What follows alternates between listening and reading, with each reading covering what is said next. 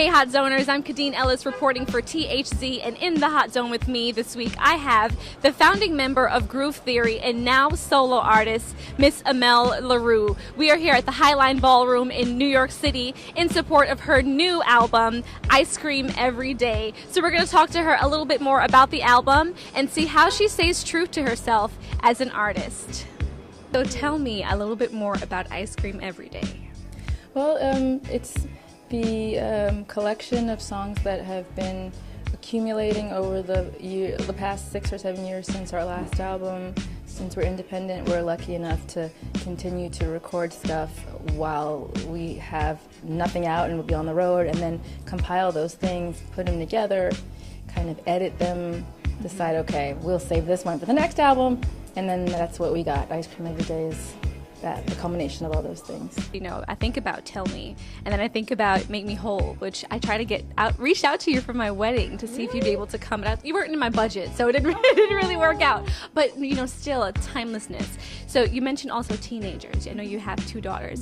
How are you able to bridge the gap or stay relevant and stay true to who you are as an artist, having been around for so many years?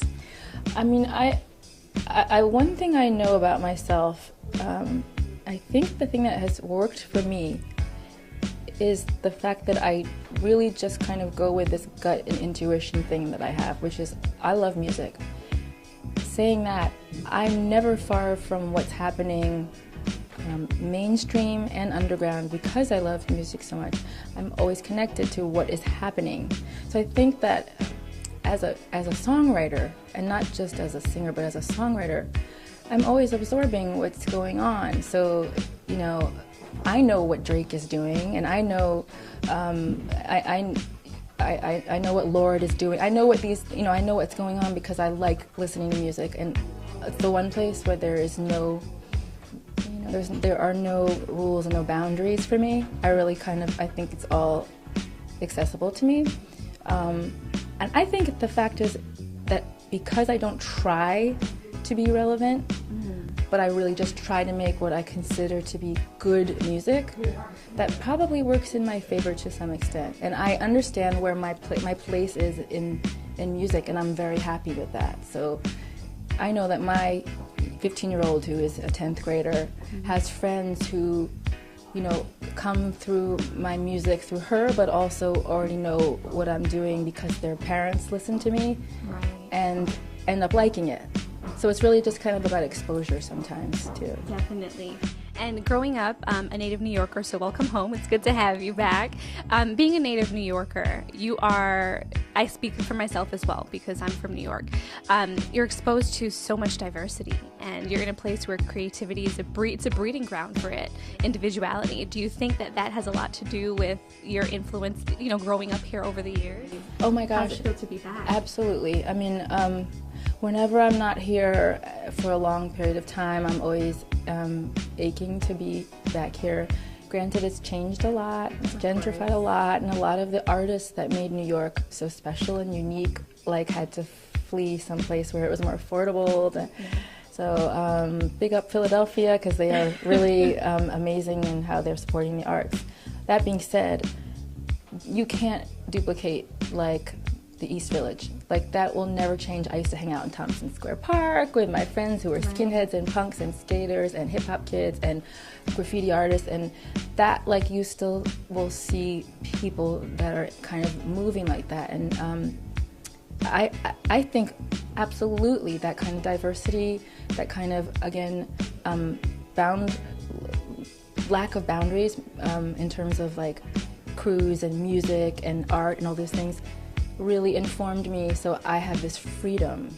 So I don't feel like I can't try stuff except MC, which I will probably not do until someone writes me a rhyme and teaches me how to do that. I'm a closet MC. Exactly. And being a mom as well, I know that your daughters are exposed to music as well. You've performed with one of your daughters, Sky, on Good Day New York. How is that? I mean, they're in a household where music is thriving, and it's a big influence. So how does it feel to have your daughters kind of following in that footstep? Absolutely natural, because really, I mean, I was pregnant with Sky before Groove Theory came out. So when I finished the Groove Theory album, you know, she was floating around listening to what I was doing. Sanji, my youngest, was also, I was pregnant with her when I was recording maybe Infinite Possibilities, but I remember she was in her baby rocker chair while I was in the studio recording my first solo album. It seems, I know on the outside, it's like, oh wow, you know, your kids, they're performing with you, that must be so cool. It's just like second nature. I mean, our house is a musical household. It's like a family business. That's how we say it, the family business. So if your parents had like a delicatessen and you just go and work there after school, it's kind of like that with us with music. Sky has been in our band for 5 years now. She's 19, and she's an incredible songwriter, singer, and producer in her own right. So we kind of think of this like her apprenticeship a little bit. Right. So kind of like a paid internship, kind of, sort of, not really. Yes, that's it. Awesome. And just if someone wants to see you perform next, your fans, where will you be? What's next in terms of the album and getting it out there? I will be on the West Coast in the beginning of January, in the Bay Area and Seattle, and after that, I'm not exactly sure because I have a like short-term memory thing going on here. So. It's all good. Yeah. We can do a little follow-up on that. Okay. Thank you so much for joining me in the Hot Zone. A special thanks to Miss Amel Larrieux for an amazing show. Thank you so much for joining me in the Hot Zone this week. I'm Khadeen Ellis reporting for THZ. Hey, what's up? This is Amel Larrieux, and I'm in the Hot Zone.